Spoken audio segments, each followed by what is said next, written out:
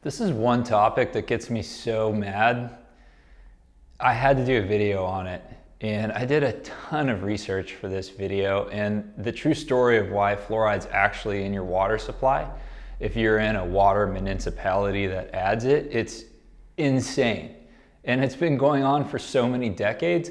Not a lot of people talk about it. People say, well, yeah, don't drink tap water. You should drink filtered water or spring water. They don't really go into how bad fluoride really is for you and what it does to you on a physiological level. But let's start with the story. Why is your government killing you with fluoride? Or, like I like to say, why on earth is this poison in my water? Like, seriously. So, let's get into it. So in the 1920s, aluminum manufacturing was a big producer of toxic fluoride waste. And industrial sites were polluting the air with fluorine gas emissions, killing nearby crops and livestock while sickening humans. It was extremely expensive to safely dispose of the hazardous waste. So the industry began marketing and selling their toxic waste, fluoride, as an insecticide and a rat poison. But they wanted a bigger market, which of course was the human market, right? So in 1947, they got their shot when an aluminum industry lawyer named Oscar R. Ewing was appointed head of the U.S. Public Health Service. Under Ewing, a national water fluoridation campaign began. The public relations or marketing of this campaign was done by Sigmund Freud's nephew, Edwin Bernays. Bernays was known as the father of spin and used Freud's theories in his advertising, even writing a book titled Propaganda. The government's fluoridation campaign was his most enduring success. State and local governments began purchasing fluoride waste from the aluminum and later the fertilizer industries and adding it to their water supplies. This became an immensely profitable revenue stream for the aluminum and fertilizer industries and took care of the toxic waste disposal problem at the same time. I mean, can you freaking believe that? That's why it's in the water. That's literally why. Because the government appointed an aluminum industry advocate to a public health position. How insane is that? And that's been going on for 100 years. So let's talk about the extreme dangers of fluoride to your health and why it matters. So let's just start here. Most developed nations, including all of Japan and 97% of Western Europe, do not fluoridate their water supplies, unlike America. Here, we're captured by industry and the robber barons mandating this at the government level. Fluoride is a known cancer-causing carcinogen that is proven to make you tired, fat, and stupid. Local and state governments in America violate your informed right to consent by mandating fluoride in your water supply. It's a medical treatment. They know it is a poison and have silenced past insider whistleblowers, and we'll talk about that a little further in the video. So fluoride, it's a toxic byproduct of the aluminum and fertilizer industry that is so poisonous that the MSDS, Material Safety Data Sheet, describes it as hazardous waste that is illegal to dump at sea or on land. So why is it okay to add it to your drinking water? Are you kidding me? There are more than 500 peer-reviewed studies documenting adverse effects of fluoride. Per the famous Dr. Jerry Tennant in his book, Healing is Voltage, up to 90% of the American population has undiagnosed hypothyroidism or low thyroid. Fluoride is similar in toxicity to lead and only marginally less poisonous than arsenic. Fluorides are medically categorized as protoplasmic poisons, which is why they're used to kill rodents. The content of a family-sized tube of fluoridated toothpaste are enough to kill a 27.5-pound child. Fluoride does not prevent tooth decay. A 39,000-person study conducted by the National Institute of Dental Research and involving children aged between 5 and 17 documented no significant differences in tooth healing among fluoridated, partially fluoridated, and non-fluoridated communities. Are you kidding me? So, while fluoride does not prevent tooth decay, it is a poison documented in over 500 peer-reviewed studies to cause effects from cancer to brain damage. It also causes low IQ in children, low thyroid or hypothyroid, obesity, and brittle bones in adults. So Here's one of the mechanisms of damage of fluoride. Fluoride mimics iodine in your body. This disrupts thyroid hormone. You end up with fluoridated hormones that don't work, which creates low thyroid or hypothyroid conditions. In 1936, both the Germans and the Italians gave fluoride to patients with overactive thyroids, and this worked successfully as a treatment. The amount of fluoride it took to make a hyperthyroid patient normal is the same amount added to municipal water supplies by local governments today. We are using an effective hyperthyroid treatment for all our normal people, which is why 80 to 90% of the American population is hypothyroid. This is due to the fluoridation of our water. Fluoridation causes obesity through hypothyroid or low thyroid. It creates mucin.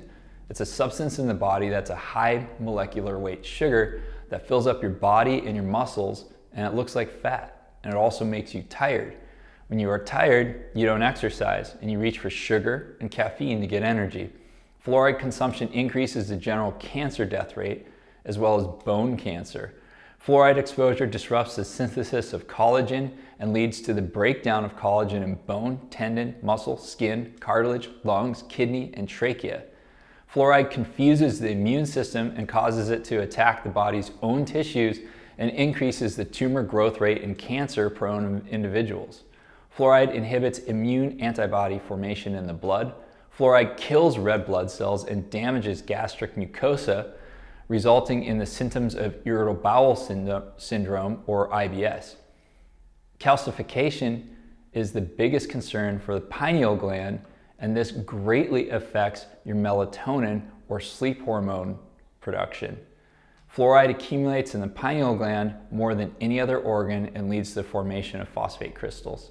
As your pineal gland hardens due to the crystal production, less melatonin is produced and regulation of your wake-sleep cycle gets disturbed. Worse, fluoride is a cumulative poison. You excrete about half of what you ingest.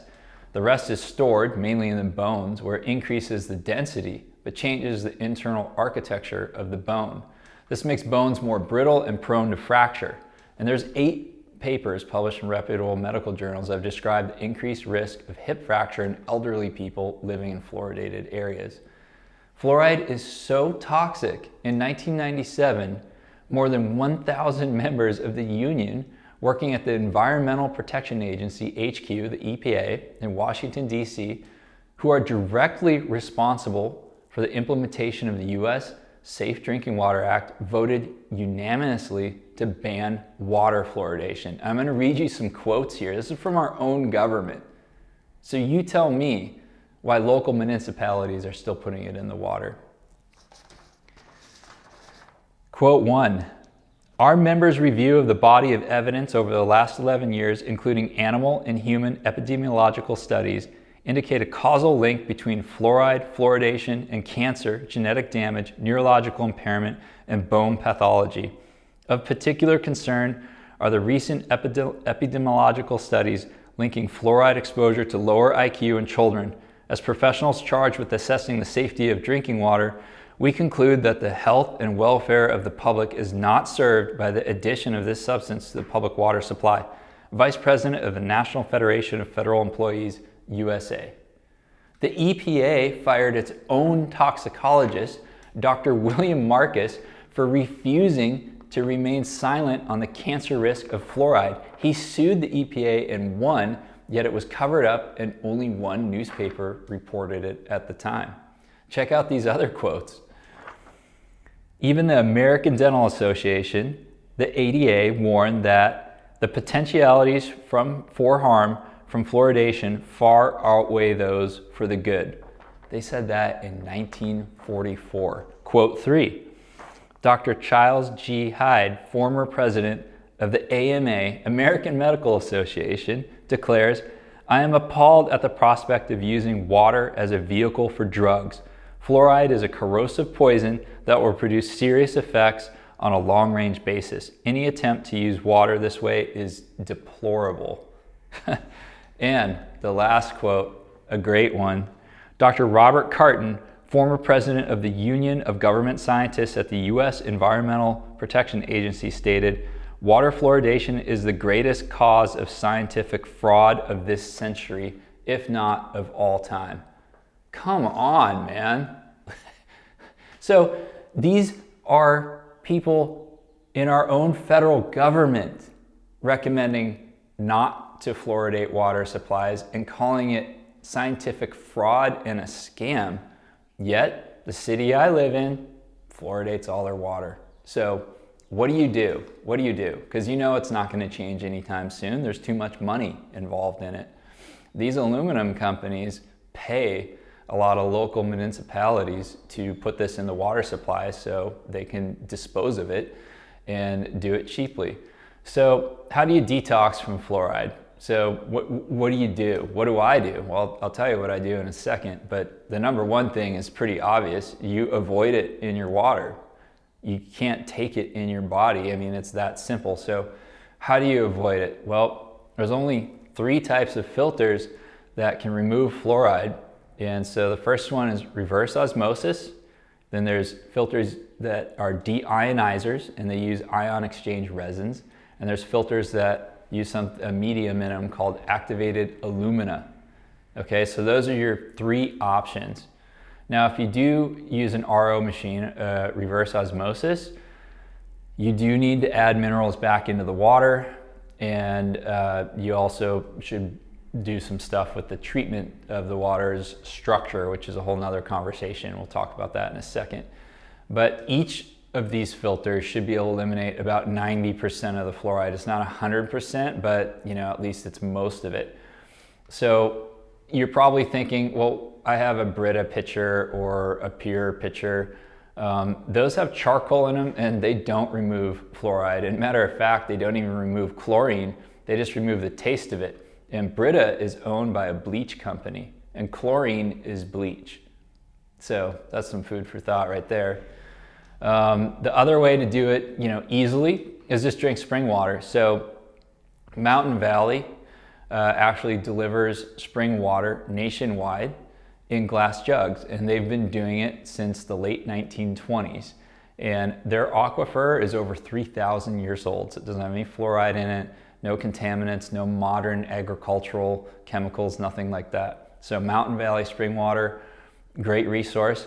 And if you live in parts of the country that have access to this, there's a wonderful website called findaspring.com, and it'll show you the local springs in your area, and people will have little reports on them. So the last time I went back to my mom's house in Minnesota, there was a spring we used to drink at when I was a kid. I looked it up on the website, and people had a bunch of notes on it, and kind of the consensus was that unfortunately at this point in time it was contaminated by agricultural runoff. So, but not all of the springs are. That was just that one. I grew up in a farm area. But in any case, you can find one and they're free, and you bring all your jugs there, fill them up, and you go home. It's pretty sweet. So the other option is you can distill your water, and that's going to remove nearly all of the fluoride. But if you distill just like the RO, you have to remineralize the water afterwards, or it'll leach minerals from inside your own body. And most people are pretty deficient in minerals already. So unless you're doing a very specific type of detox, you don't want to be drinking distilled water. And Concentrace is a really good option. That's a commercial option. It's a little squeeze bottle. You put minerals in, that'll do it. You could use humic and fulvic acid, which would be great. You could use Celtic sea salt, which is a really good type of salt. It's a brand, not a type. You could add that in. There's a lot of different methods to do it, but you would have to do something. So the second way to detox from fluoride is iodine. So fluoride strips iodine from your body, and this is what causes low thyroid or hypothyroid. You must supplement with iodine to replace this, and most people are severely deficient in iodine to start with. Symptoms of iodine deficiency include chronic fatigue, thyroid disease, feeling cold or a low body temperature, and hormone imbalance. Boron. So you can detox from fluoride with boron. This isn't going to be for everyone, But I'm gonna tell you something, a great source of boron is borax. What is borax? Well, that's something you're gonna find in the laundry section of your grocery store, or here in California, they don't even have it in grocery stores anymore. You have to go to a hardware store. Borax is mined directly from the ground, actually here, not too far from me in the Mojave Desert, and it contains about 11% boron. What are the other two components of borax? Sodium and oxygen. The name with the X kind of scares people off, and then it's sold as a laundry booster or this or that, and it freaks people out. I'm not telling you to do this, but I'm telling you, I take a 1/4 teaspoon of borax every morning, and it helps detox me from any fluoride that I've accumulated in my body over the decades. And it also helps regulate my calcium metabolism, gives my brain a little boost, and it normalizes my hormones. Also helps with sleep. So you can go to a compounding pharmacy, and they'll mix you up some boron, and you can get it. But the stuff you can buy in your normal health food store, it's only like 3 milligrams or 5 milligrams. That's nowhere near the amount you need. You need about 50 to 100. And 1/4 teaspoon of borax is about 100 milligrams of boron. And it tastes kind of weird. It tastes like old laundry water or like fish. So I just throw a little non-sugar sweetener in my morning tea, mix the borax in, and I'm good to go. But look it up. There's some really interesting stuff online about borax and boron. Humic and fulvic, huge. So if you take a humic and fulvic powder or liquid supplement, that's going to scavenge the excess fluoride in your body, and it will actually chelate it out of your bones and tissues. So that's a big one. If you're concerned about cost, I would do the borax first, because $5 will basically get you a lifetime supply. Humic and fulvic's a lot harder to find, and it's a lot more expensive, and it's very difficult to find clean product. Over 90% of humic and fulvic on the market comes from the agricultural industry, and it's contaminated with lead, and it's just repackaged and sold for humans. They just literally swap out the label, and it's also processed with harsh acids. So you have to be very careful when you're sourcing this stuff. For the all-natural folks out there, and you don't want to deal with scary things like borax, and you don't even want to take iodine, tamarind fruit. So tamarind fruit is a fruit from the African tamarind tree, and it's extremely effective at removing fluoride from the body. So one study even found that children given tamarind excreted significantly more fluoride in their urine compared to the control group, and it may even halt or even reverse the effects of skeletal fluorosis. So that's the tamarind fruit. So those are the different methods. We covered the 3 water filters, we covered spring water, and then we covered a few different supplements like borax and iodine and humic and fulvic, and then a whole foods option, which is the tamarind fruit. So that's fluoride. That is the reason why it's in our water. It's very profitable for them to dispose of hazardous waste in our freaking drinking water. It's a literal poison. It's illegal to dump on land or the sea, but they put it in people's drinking water. My God. And I would say the hypothyroid or low thyroid is the biggest issue, because that's going to have an immediate effect on your quality of life. And then cancer. It causes cancer over time.